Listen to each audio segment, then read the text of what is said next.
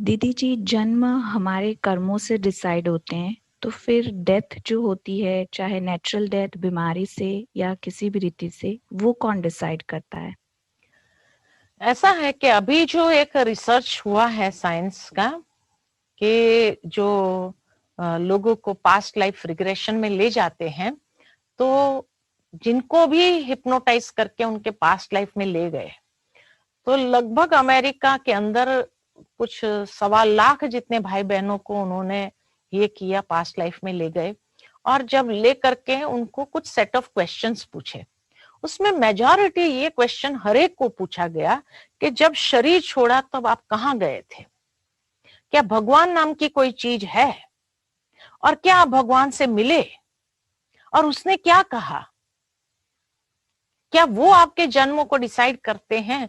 ऐसे सवाल पूछे गए और मेजॉरिटी लोगों का जो आंसर आया है, उससे ये कर्म फिलॉसफी को समझना और आसान हो जाता है हमारे लिए।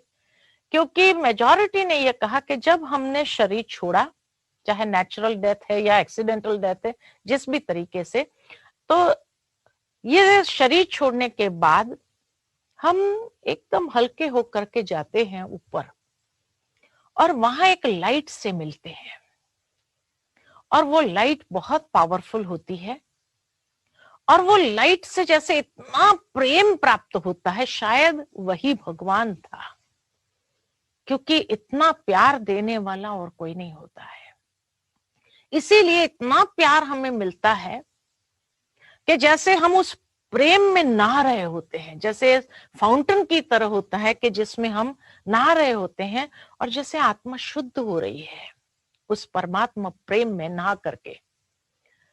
तो जब शुद्ध हो जाते हैं, फिर कहा उसके बाद क्या हुआ, परमात्मा आपके कर्मों का दंड देता है, सजा देता है, क्या करता है? कहा नहीं, वो कुछ नहीं करते हैं, वो तो प्रेम ही बरसाते रहते हैं। लेकिन जब हम शुद्ध हो जाते हैं, उसके बाद जैसे हमारी सारी लाइफ हमारे सामने एक फिल्म की रील की तरह गुजरने लगती है। बचपन से लेकर हमने कैसे कैसे कर्म किए, कहां कहां से गुजरे, क्या क्या किया, एक एक दृश्य हमारे सामने आता है। और जैसे जैसे हम दृश्य देखते जाते हैं, तो जो बुरा कर्म हमने किया होता है, क्योंकि आत्मा उस शुद्ध अवस्था में होती है, परमात्मा प्रेम में नहा करके जैसे शुद्ध हो गए, तो इसीलिए जब हम अपने ही बुरे कर्मों को देखते हैं तो इतनी ग्लानि महसूस होती है, पश्चाताप होता है, क्या ये मेरे कर्म है? ऐसे ऐसे कर्म किए मैंने, इतने लोगों को दुख दिया, इतने लोगों को कष्ट दिया। और फिर अंदर से आता है, जिन जिन को हमने दुख दिया, कष्ट दिया, तकलीफें दी, उसके साथ जाकर के वो अकाउंट सेटल कर देना है।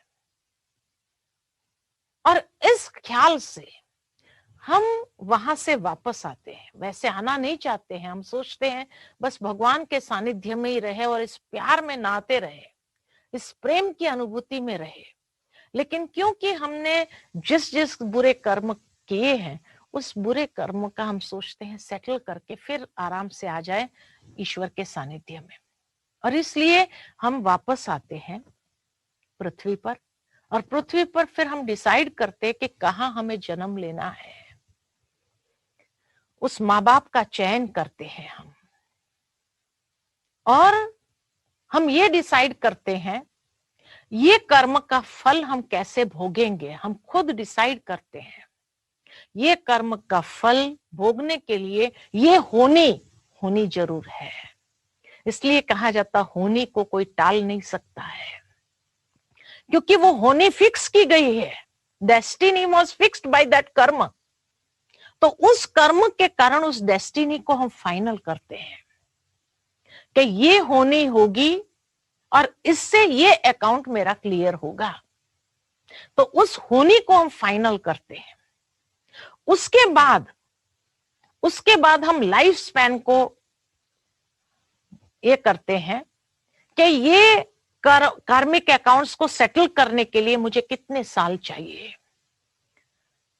तो आयुष्य फाइनल करते हैं कि भाई 15 साल में मेरा ये सारा अकाउंट क्लियर हो जाएगा, या 25 साल में क्लियर हो जाएगा, या 50 साल चाहिए, या 70 साल चाहिए, या 80 साल चाहिए मुझे इतने अकाउंट को क्लियर करने के लिए। और वो सारी डेस्टिनी को हम फाइनलाइज करते हैं, जो जो पॉसिबल है, बाकी की हम छोड़ देते हैं दूसरे तीसरे जन्मों के लिए। बाकी उन लाइफ स्पैन को फाइनलाइज करते हैं कि भाई मुझे कम से कम 50 साल जरूर चाहिए ये सारे अकाउंट्स को क्लियर करने के लिए। तो उस आयुष्य को फाइनलाइज करते हैं। तो माँ बाप को फाइनलाइज करते हैं, होनी को फाइनलाइज करते हैं, आयुष्य फाइनलाइज कर, क्योंकि उस समय हमें किसी से अटैचमेंट नहीं होता है, इसलिए आयुष्य को भी हम फाइनलाइज करें, भाई 15 साल चाहिए मुझे, क्योंकि उस समय तक तो कोई अटैचमेंट नहीं है उस माँ बाप के साथ। और फिर हमारी मृत्यु का कारण क्या होगा इसको भी हम डिसाइड कर लेते कि 15 साल अगर आयुष्य चाहिए तो 15 साल के बाद ऐसा क्या होगा जो मैं छोड़ करके फिर भगवान के पास वापस आ जाऊं और इस प्रेम की गंगा में नहाता रहूं, उसके सानिध्य का सुख प्राप्त करूं। और इसीलिए उस डेथ का कारण भी मैं फाइनलाइज करता हूं और उसके बाद मैं जन्म लेता हूं। तो जन्म और मृत्यु को कोई टाल नहीं सकता है।